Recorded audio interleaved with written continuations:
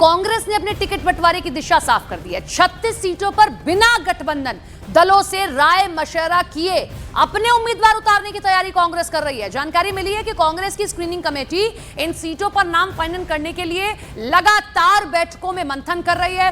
36 सीटों में से 19 सीटें ऐसी जहां मौजूदा विधायक हैं, बाकी सीटें वे हैं जहां पिछले चुनाव में कांग्रेस दूसरे स्थान पर रही थी या फिर उन्हें पार्टी अपनी पारंपरिक सीट मानती है। कांग्रेस का मानना है कि इन सीटों पर उनकी दावेदारी मजबूत है, इसीलिए गठबंधन से राय लेने की जरूरत नहीं है। माना जा रहा है कि कांग्रेस जल्द ही इन सभी सीटों पर अपने उम्मीदवारों का ऐलान कर देगी।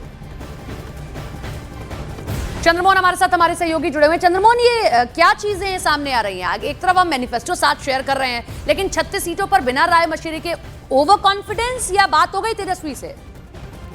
देखिए, कांग्रेस यह मानती है कि ये जो 36 सीट है इसमें 19 उनके विधायक पहले से मौजूद हैं और 10 से 12 सीट ऐसे हैं जिस पर कांग्रेस पिछले बार के चुनाव में दूसरे स्थान पर रही है और कुछ ऐसी सीटें हैं जिस पर जो कांग्रेस की पारंपरिक सीट है। ऐसे में कांग्रेस साफ तौर पर यह मानती है कि इन सीटों पर कोई समझौता नहीं हो सकता है और यही वजह है कि स्क्रीनिंग कमेटी में इन 36 सीटों पर 3-3 लोगों को लेकर बायोडाटा लेकर और उसके बाद उस पर मंथन भी स्क्रीनिंग कमेटी से एक तरह से कहा जाए तो वो कर लिया गया है। ऐसे में कभी भी इन नामों का ऐलान भी हो सकता है कि इन 36 सीटों पर कौन चुनाव लड़ेगा। इसके लिए वो महागठबंधन के जो अन्य घटक दल हैं उनसे राय मशवरा भी नहीं करेंगे, ऐसा कांग्रेस के नेताओं का मानना है। और बाकी जो सीटें बचेंगी गठबंधन में जो मिलेगा उस पर राय मशवरा होकर मिलेगा।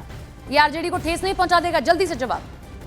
बिल्कुल जाहिर सी बात है, जब इस तरह से एक तरफा अगर कांग्रेस अपने कैंडिडेट का ऐलान करती है तो सवाल तो उठेंगे ही उठेंगे और जाहिर सी बात है आरजेडी को ये कभी भी बर्दाश्त नहीं होगा कि गठबंधन दल का सबसे बड़ा बंटवारा नहीं हुआ, लेकिन उससे पहले दरार दिखने लगी। शुक्रिया आपका तमाम जानकारी के लिए।